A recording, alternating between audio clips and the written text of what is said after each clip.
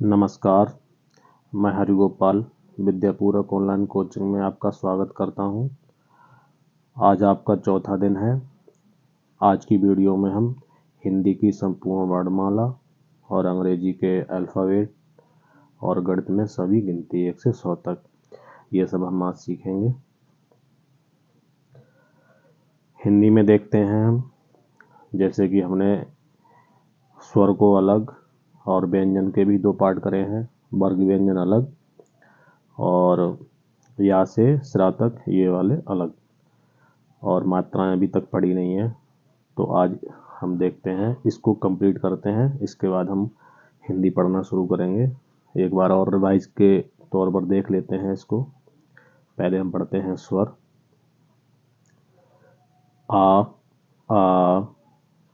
ई, उ, रि, ए, ऐ, ओ, औ, अंग, आह। अब हम व्यंजन लेते हैं। का, ख, ग, घ, ङ, च, छ, ज, झ, ञ, ट, ठ, ड, ढ, ण, त, थ, द, ध, न, प, फ, ब, भ, म, य, र, ल, व, श, ष, स, ह, क्ष, प्र, ज्ञ, स्त्र। ये हमारी संपूर्ण वर्णमाला होती है। अब इसमें बात आती है कि ये जो 2 अक्षर हैं, ये वाले, इनको हम पहले पीछे वीडियो में बता चुके हैं कि ये टावर्क में हैं और ये द्विगुण व्यंजन बोले जाते हैं। जैसे ये अयोग भाग बोले जाते हैं, ये वाले अंग रहा, ये ना तो स्वर हैं और ना ही व्यंजन है। इसी प्रकार से ये 2 व्यंजन हैं। तो इनमें हम पढ़ने के लिए इनका उच्चारण इस तरह से करते हैं, जैसे ये हम बोलते हैं डा, और ये वाला, और ये होता है ढा। तो इन्हीं 2 से ये बने हैं।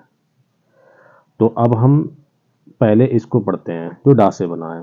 इसको हम पढ़ेंगे ड़, और इसको पढ़ेंगे हम ढ़। इसका सही उच्चारण जानने के लिए हम एक शब्द ले सकते हैं अलग अलग इनका। जैसे आपने देखा होगा चैन में एक कड़ी होती है, और नाटक जो हम सीरियल वगैरह देखते हैं टीवियों पर, उसमें भी एक कड़ी होती है, और एक कढ़ी होती है, वो खाने वाली होती है, जिसको हम सब्जियों में पकौड़ी वगैरह बनती है, कड़ी पकौड़ा वो होता है। तो ये वाला जो है डा से बना है, ये है ड़। इसमें ड़ केवल एकदम अचानक तालू पे ऊपर जीभ मारी जाती है, जैसे ड़। और इसमें हम आवाज बाहर से, मतलब बाहर को आवाज निकालते हैं ज्यादा सी, जैसे ढ़। ये हो गया ड़, ये हो गया ढ़। तो हम अगर बोलेंगे कढ़ी तो होगा कढ़ी खाने वाली ये, और हम बोलेंगे कड़ी तो होगा ये। तो इसी तरह से इनका उच्चारण है। बाकी के हम आगे देखेंगे, जैसे ही इनके बारे में और हम हिंदी पढ़ना शुरू करेंगे तब।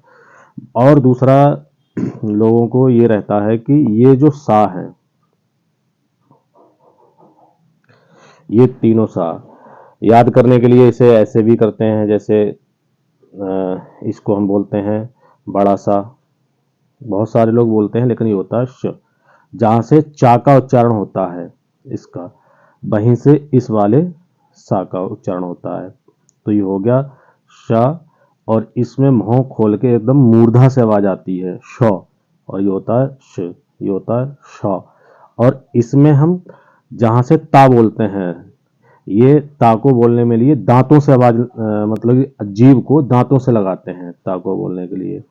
उसी हिसाब से हम इस सा को बोलने के लिए जानबूझकर दांतों से जीभ लगाएंगे। जैसे हम बोलेंगे सा सा सा, ये हो गया स। अब हम तीनों को बारी बारी देखते हैं। ये हो गया श, ये हो गया श, और ये वाला हो गया स। तो ये उच्चारण हो गए। बाकी के और कंफ्यूज होते हैं लोग, ये बा और ये वाला वा। तो इसको बोलते हैं याद करने के लिए बहुत सारे, जैसे मान लो बताने के लिए कि पेट फटा वाला बा, और ये होता है बगुला वाला हुआ। लेकिन ऐसे नहीं, इसको हम बोलने का तरीका, आसान सा तरीका जानते हैं। जैसे ये हो गया बा, इसमें इस वाले बा को बोलने के लिए हम होठों को मिलाएंगे, ठीक है, होठों को आपस में जोड़ के बोलेंगे, जैसे बा। और इस वाले बा में हम होठों को मिलने नहीं देंगे, बा बोलेंगे लेकिन होठों को मिलने नहीं देंगे, तो हो जाएगा हमारा हुआ। जैसे हुआ, दोनों को एक साथ बोलते हैं, बा वाह, बस ये होता है इनका। बाकी के ये हमारे, और एक और इसमें कंफ्यूजन वाला वर्ण है, ये वाला छा और ये छा, ऐसे करके से बोलो, इसमें लोग कंफ्यूज हो जाते हैं। तो ये वाला होता है छतरी वाला छा, इसे हम बोलते हैं छा। ऊपर तालू में आवाज, मतलब जीभ लगाते हैं, तो ये होता है ये वाला छा। जहाँ से चा के लिए हम जीभ लगाते हैं, जहाँ पर चा, वहीं से ऊपर इसमें लगाते हैं छा जीभ। लेकिन इसको हम जब बोलेंगे नीचे वाले को, छतरी वाले को, छा को, तो इसके लिए क्या करेंगे कि हम का बोलते बोलते, जैसे ऐसा लगता है कि हम एकदम से का बोलने जा रहे हैं, लेकिन हम बोल देंगे ये वाला छा। तो कैसे करके बोलेंगे इसको हम, क्ष क्ष क्ष। पहले मुंह को, हम मुंह की आकृति को का बोलने जैसा बनाएंगे, लेकिन हम का बोलेंगे नहीं, हम बोलेंगे ये वाला छा। तो इसमें दोनों को मिक्स यहाँ पर आ जाएगा, मिक्स, तो ये आवाज इसकी आ जाएगी। जैसे हम बोलते हैं क्ष क्ष क्ष, और ये बोलेंगे छा, ये होगा क्ष। दोनों को एक साथ फिर से बोलते हैं, छा क्ष। अंतर आपको साफ समझ में आ गया होगा। तो ये जो कन्फ्यूजन वाले वर्ण थे इसमें, उनके बारे में हमने आपको बता दिया है। बाकी के आगे हम जब इसमें पढ़ने का प्रयास करेंगे तब देखेंगे। अब चलते हैं आगे।